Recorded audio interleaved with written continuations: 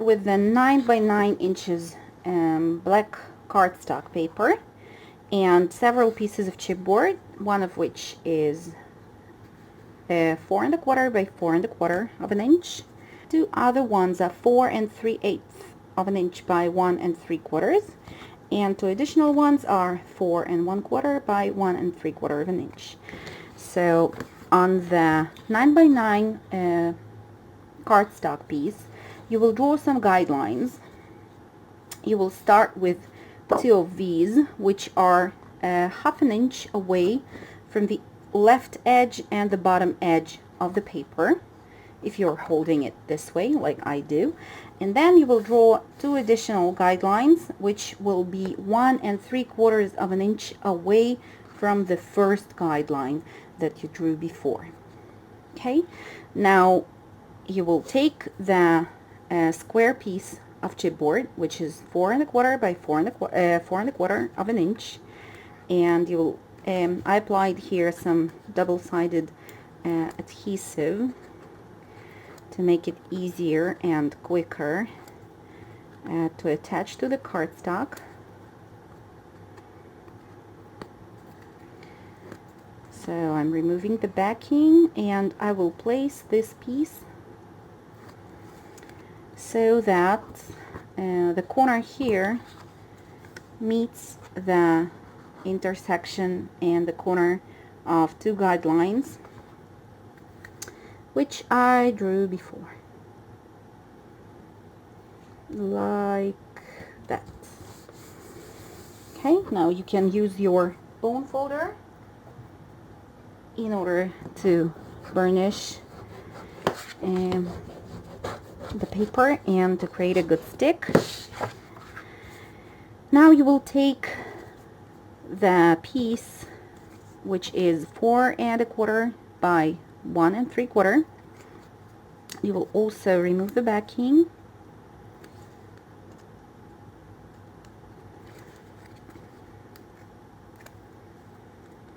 and you will apply it next to the square piece here, but you will need to leave the spacing between the two pieces, and I'm using just the other piece of chipboard as my template for the thickness that I will need to leave between the two chipboard elements. When I'm applying this piece and I'm gluing it down to the cardstock, I'm using this line as my guide, and I'm attaching the chipboard piece really close to this one in order to have that perfect spacing of one thickness between these two elements. Now I can once again burnish. Now I will take another 4 1/4 by 1 3/4 chipboard piece. I will remove the backing from the double-sided tape, and once again I will need to attach it from the other side already of the central square element. And once again I will use the chipboard piece that I have as a template, and I will be applying it according to this guideline that I have here, like that. Okay, and once again, since we used the chipboard piece as a template, we have here the same thickness as we had here from this side. Let's burnish. Alright, so the measurements of these pieces are a little bit different from those of the two that we already glued down, and they're 1/8 of an inch longer than these ones. That's because we want, once the box, once the drawer or the box, whatever you want to call it, is assembled, these two have to meet the side ones and kind of to cover them like that. Okay, so take this into consideration when you are gluing down these pieces. So I will still take a template, the same chipboard that I have that I'm using for this project, and I will now remove the backing from the chipboard piece, which is 4 3/8 of an inch by 1 3/4. And when I'm gluing it down, I will not use this line as my guide, but I will look at the project from the top, and I will align this corner with this corner of the side that I have already glued down. And just let me do it right now, and you will understand what I'm talking about. Like this. And if you will look now at the guideline, you will see that the element that we've glued down right now is about 1/16 of an inch higher than the guideline, and that's because the thickness of the chipboard that we are using is 1/16 of an inch. And once we assemble the drawer, it will be just perfectly covering this side of the future box. So let's do the same from the other side. And now once again I'm using that chipboard piece that I have. It's just a scrap, it's not something that I'm going to use.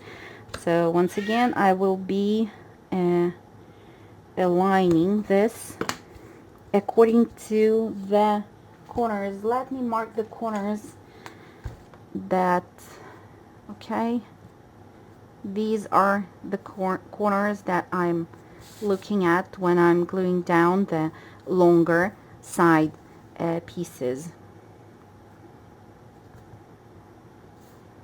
Okay, these and these and 2 of these. Okay, these are the corners that I'm looking at. Okay, now we have to do some cutting. Let's burnish here, just in case. I don't remember if I already did that. Alright, so now as for the cutting, you will use your craft knife, and you will turn the whole paper piece with the chipboard so that the 4 1/4 of an inch elements will be on top and at the bottom, and you will cut through the paper completely close to the chipboard pieces, flush with the chipboard pieces, okay, like that. And the same thing here. Oop. Okay, like this. Now this will allow you to be able to start wrapping and folding the drawer, the future drawer. Okay, so there is some more cutting to do here, and we will do the following. I will use my ruler here, and I will cut. I'm attaching it to the chipboard like so, and then I will cut from here and up to here, up to the chipboard piece that I have. And I will do the same from this side, like this and like this. Okay, now we can use the scissors, and on this side just cut at a slight angle and remove the 2 little pieces here of the black cardstock. The same goes to these ones, and here also trim the corners at an angle in the following way.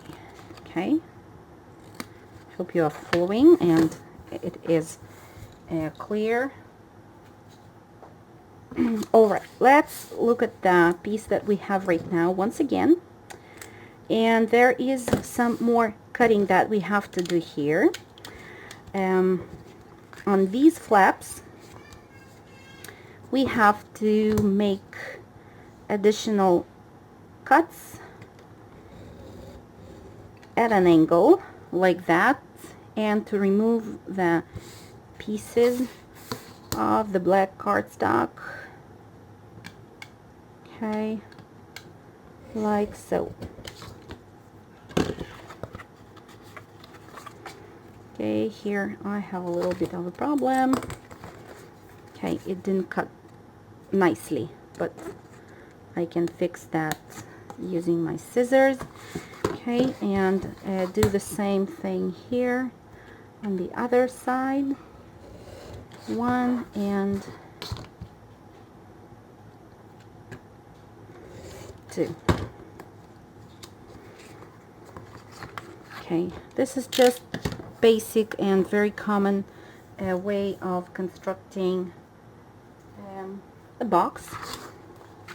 Okay, so what we have right now is this, and now we will need several hinges, and the measurements for these are as follows.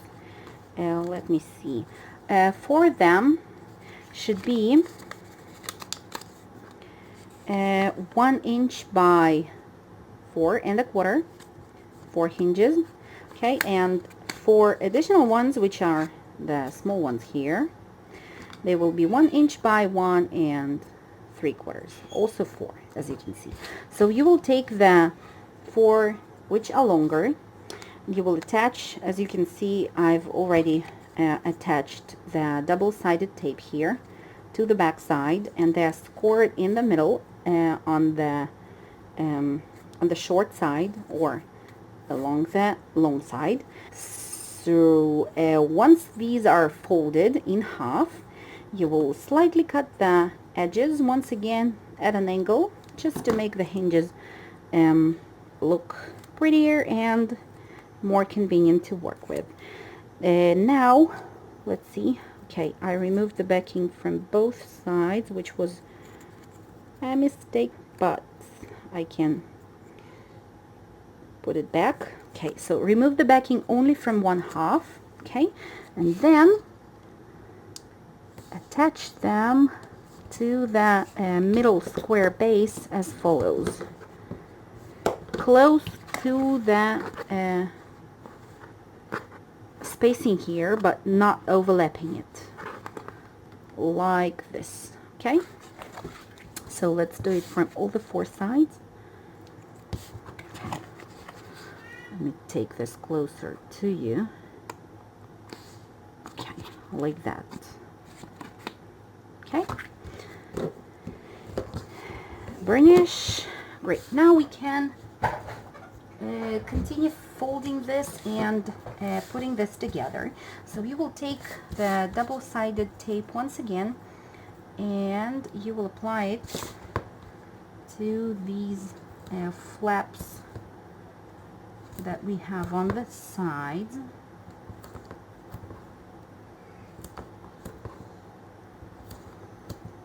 You can apply it in this direction, you can also apply it in this direction, whatever you feel more comfortable to do.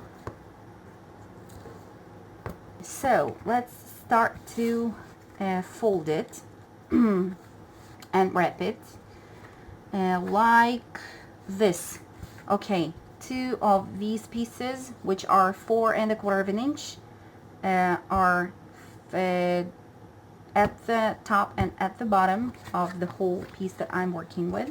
So the longer piece needs to overlap the shorter one, so I will be doing it like this. Okay, and then the corner that I will have will look like that. So I will remove the backing. Okay, I'm starting here from the top, and I'm making sure that I have a good looking corner here, and once I'm sure that I do, I'm gluing this flap down here to the side of the drawer. Okay, now I can do the same from the other side, and I will cover the shorter piece with the longer one and I will look at the corner that I have. Once it looks like this, okay, I will glue down the flap and burnish. Okay, now let's do the same from this side. Okay, and then I will burnish here on the flap. Okay, almost done.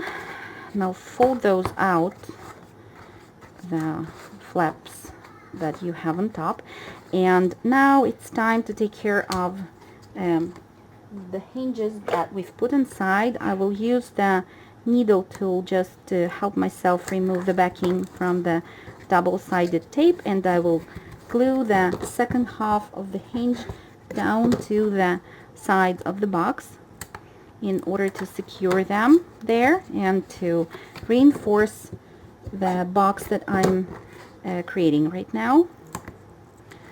Now we'll start to take care of the corners, of the inside corners, with the help of the smaller hinges, these ones, and they will go, once you remove the backing from both halves of it, they will go to the corners here,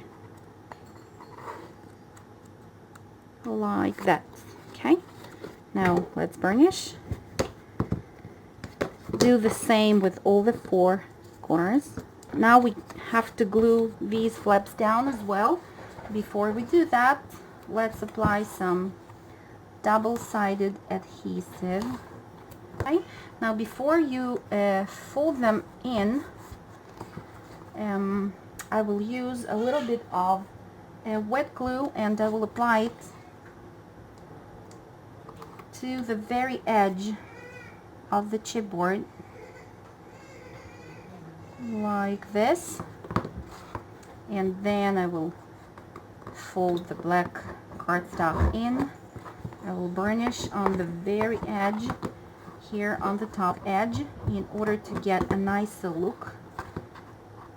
Looks very professional, so just try to do that and you will see the difference. The first stage of box assembly is done.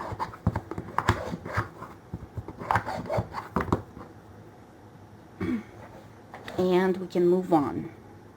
Create the cover for our box, and for that we will need 2 pieces of chipboard measuring 4 3/8 of an inch by 4 3/8, 2 identical pieces, and one more which measures 4 3/8 of an inch by 1 7/8. We will also need a piece of black cardstock measuring 12 inches by 5.5, and if you can see, I already drew the guidelines. Well, let's look at that piece of black cardstock like this. So the guidelines stand 1/2 inch away from the left and the bottom edge of the cardstock, and I will use them in order to align and glue down the pieces of the box cover. So as you can see, I've already attached the double-sided tape on the edges, and I will remove the backing now and add a little bit of wet glue here to the middle area.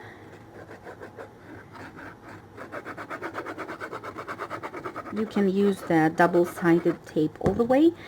Now when I'm attaching the first square, chipboard square, to the cardstock piece, I will use the guidelines and I will glue it down just along the guidelines.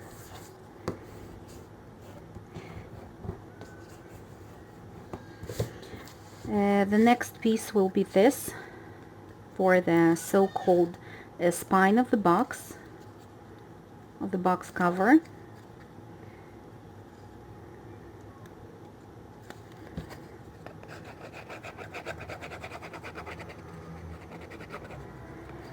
I will use another scrap piece of chipboard in order to to leave the needed spacing of 1/16 of an inch in my case, but it's the thickness of the chipboard that I'm using,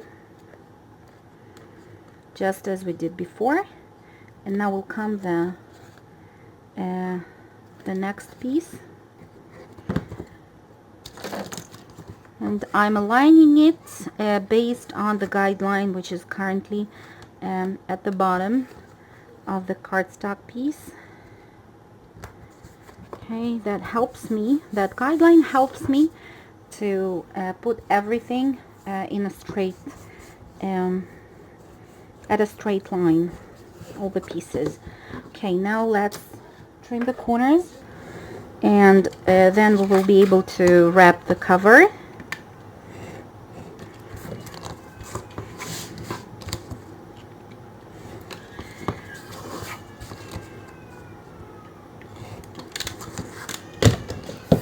Alright, now to wrap the cover, I will once again need the double-sided tape. You will apply the tape as follows. Now, before wrapping the cover, just fold the flaps of the paper and only then remove the backing and start to wrap, working from the middle to the sides. Okay, burnish. Now let's do the same from this side and finish by folding the short flaps.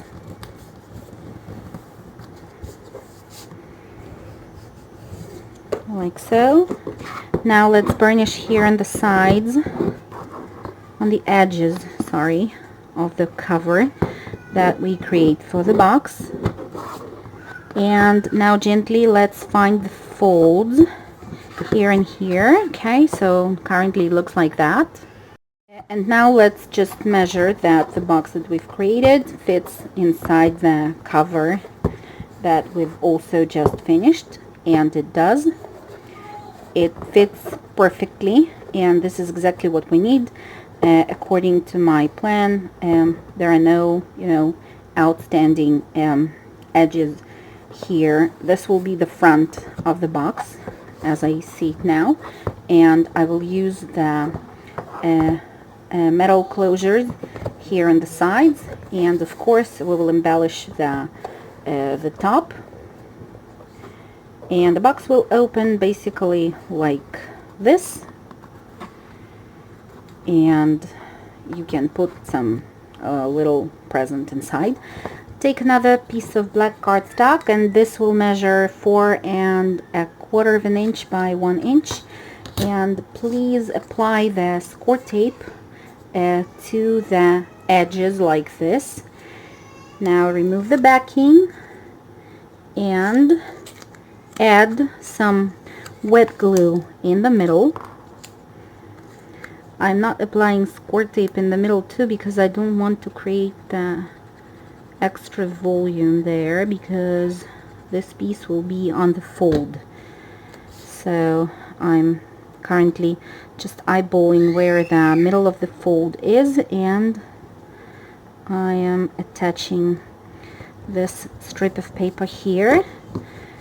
I burnish really well, and only when it will be glued down properly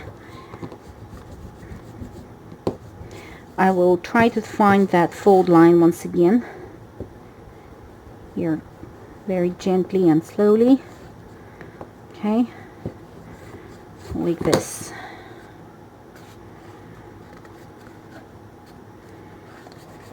Okay, now next I want to apply the score tape to the bottom of the box like this, and we will attach it to the cover in the following way.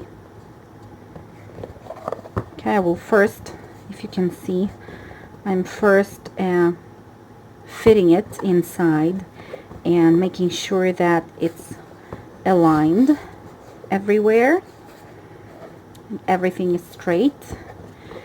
Now I will unfold it like this, and I'm pressing on this part of the box with my hand in order to make sure that it's not moving anywhere. So next thing that we will do, we will remove the backing from the score tape, trying not to move this piece anywhere. Okay, so just hold in the middle, remove the backing, then hold on one of the sides and add hot glue to this middle section, and then quickly close the cover. Okay, this is what I will do now.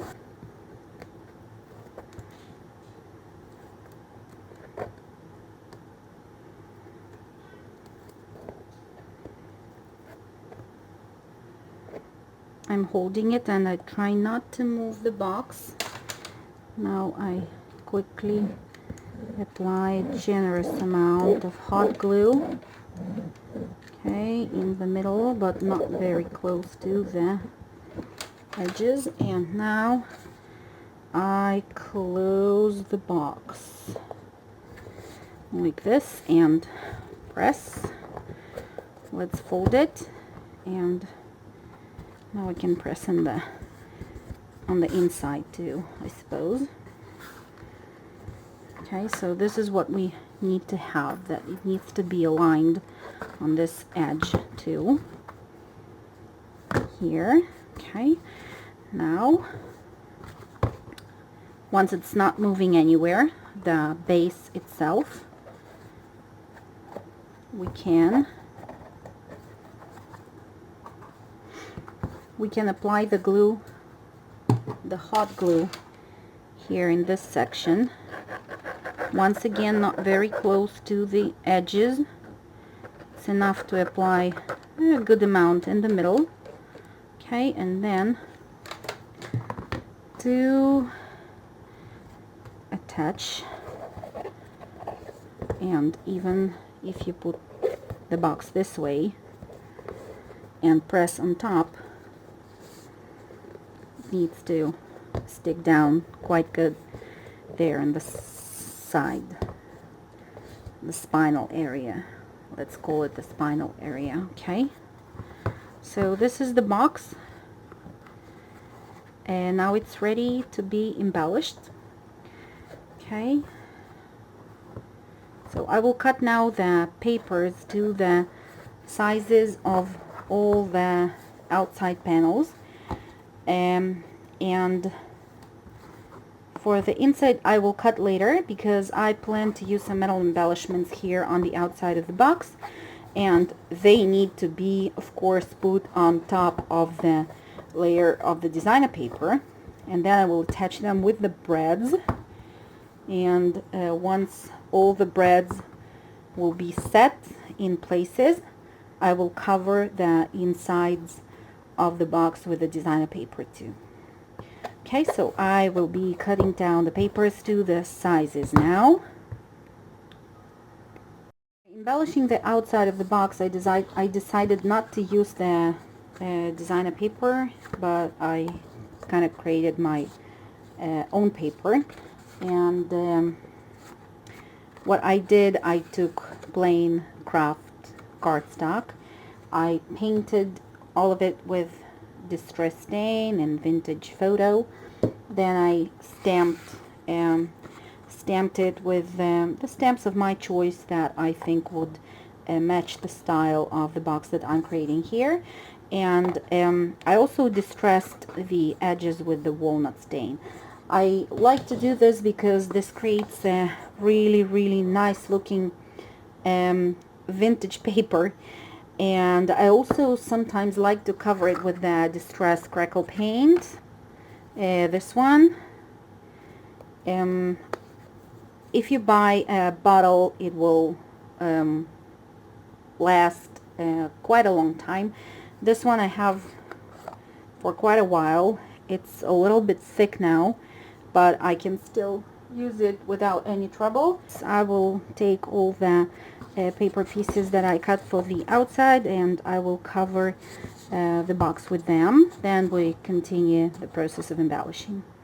I was already going to cover the top of the lid with the paper, but then I stopped myself because I want to use the metallic closures on the sides of the box, and I want to use these specifically. Okay, so as you can see, they are not really suitable for this kind of box, but I want to improvise here some special closure. And in order to do that, at first I need to attach the bottom parts of the closure to the box. I already done that on one side. Now I will do it on the second. Of course, measure first where exactly you want them to be, and you want the latch to be in the margins of the box, and I mean up to here, and not to stand out like so. For example, yeah, with the part of the latch hanging from here, because when the box will be standing on the surface, this will not be good. So I already measured everything, and now I will poke the holes here in the marked areas, in the marked places, and I will attach with the brad that bottom part of the latch that I'm going to use as my closure. Okay, so here and here, and I will set the brads from the inside of the box. And I prepared here a piece of paper. It was also craft cardstock. It measures, let me tell you what are the measurements. It's 2.5 by 4 inches. Now from here, from the front side, I covered it with the vintage photo as usual, as I did to the rest of the pieces. I distressed the edges with the walnut stain, and in this case I covered the I layered the coating of the distress crackle paint. So this is the effect that you get. Now I scored it at 5/8 of an inch from the left and the right sides, and applied score tape to the flaps. Now in the middle here you see the pieces of duct tape, which is tape with a bit of fabric in between the glue layer and the top layer of plastic. Okay, so here you can see that you can see the texture of fabric inside. So this actually reinforces the piece of cardstock that we are going to use, and this is what I needed. So in this case I will now attach the second half of the closure to that paper piece that I have here. And first, let me see how I do that. Okay, I want that paper to reach the edge of the bottom piece of the closure. So that's why I'm putting now the paper in between the box and the second part of the latch.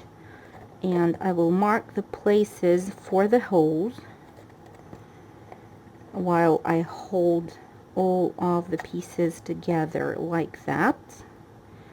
I want it to be straight. Okay, now I will use the needle tool to do that. Okay, so here and here. Okay, so the duct tape is in the right place because here will be the brads and they will hold the they will be the additional reinforcement for those places where the brads will hold the latch. So let me attach the brads now. Okay, like that. One here and the other one will be here. Okay, let's open those tails, and I like to press against the surface, okay, in order to flatten the tails even better. Okay, now what I will do is the following.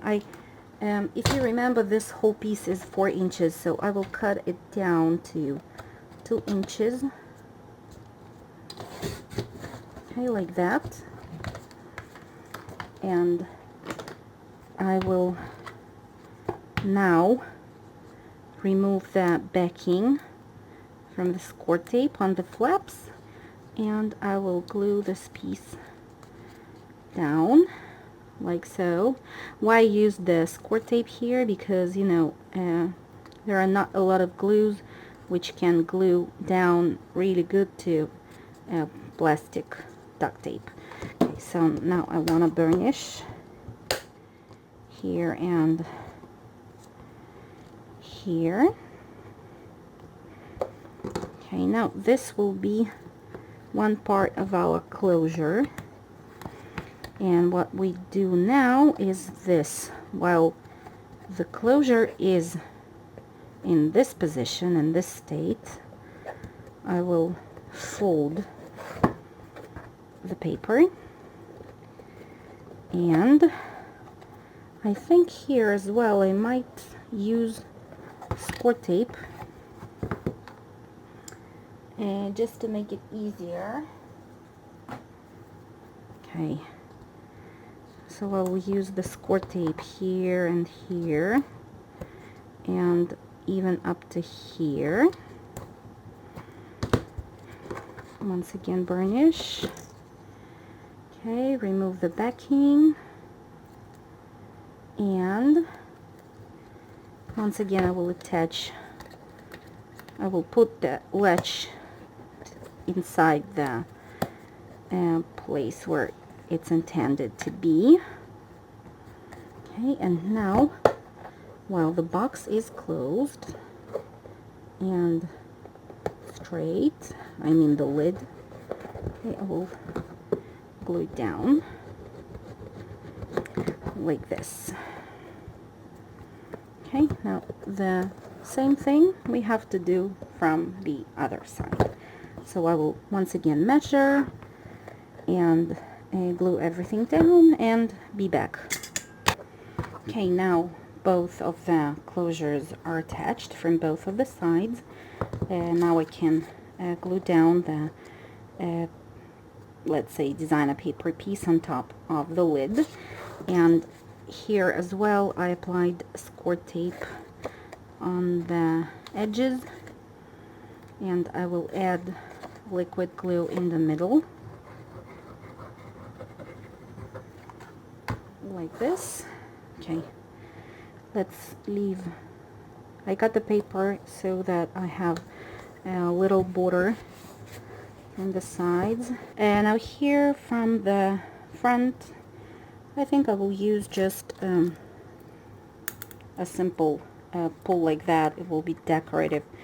It will not have any functional role. So I will use the poking tool for that, and I will just poke several holes in order to get the opening that I need. I think this will be enough. Now I can put it through. Yep, and open the tails from the inside. making sure that they are flat because we will be attaching paper from that side too. Okay, and now let's do the following. Okay, to the inside I also have the matching papers for the inside, I'm sorry. So I will glue them down now. Okay, and it's done. Now I'm not covering this the inside of the lid with the paper yet, because I might want to use a little bit a few more of the brads here on top. And let me show you what I plan to put here on top of the lid, and I will explain what I used here. These are the cogs by Fantasy, and I will put the link to the products in the description box down below for this video. So these are the cogs. Now I also used this wonderful dragonfly with the writing nib, with the pen nib here in the middle, and the base to which this dragonfly is glued to is well, here you can see the shape. It's the bulb, the Steampunk bulb, and the link to this die will also appear in the description box down below. So what I did with this dragonfly is this: I cut it 3 times. One time out of craft cardstock, which was also painted with the vintage photo distress stain, and 2 more layers of tracing paper. It was not vellum, that's why you can see that it's really thin, and I painted it a little bit with the walnut stain distress ink, those 2 layers of the tracing paper I mean, and I applied some stickles on top. So I think it looks quite nice.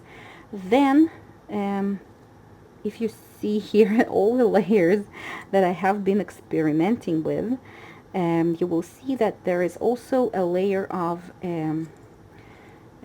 acetate here, and the base of the bulb was cut twice out of craft cardstock, and 1 additional time out of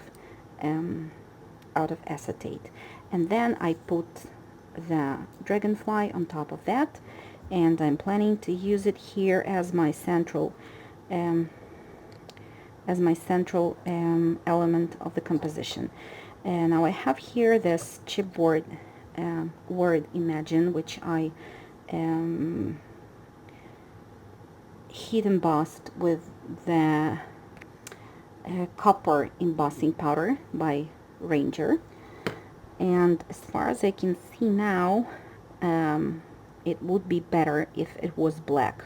So maybe I will add another layer of embossing powder, and I will turn it into the black color, because everything I have here is of a brown color, and I need something contrasting color to break the copper and brown tones. I also have some metal embellishments here, some metal cogs, and this bronze clock that I also plan to use. I still don't know where. I will think about the composition now, and I will be back. Okay, so I want to arrange it something like that, and I will start by gluing down the pieces that I can see where they can be. Let's say this one.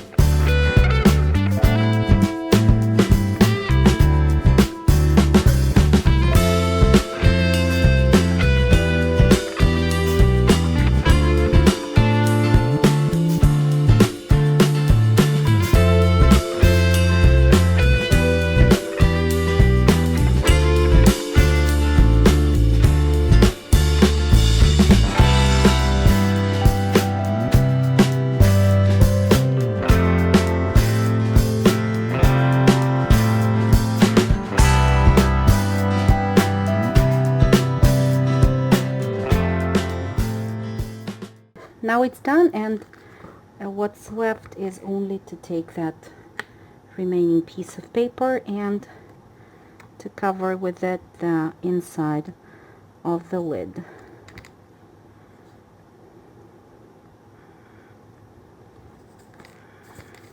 Like so.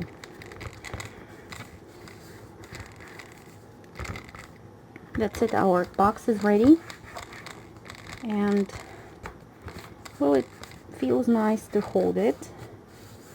I hope it also looks nice to you as it looks nice to me, and I really hope that you enjoyed the video and you will give it a try to this tutorial. Okay, so see you in the upcoming tutorials, guys. Bye bye.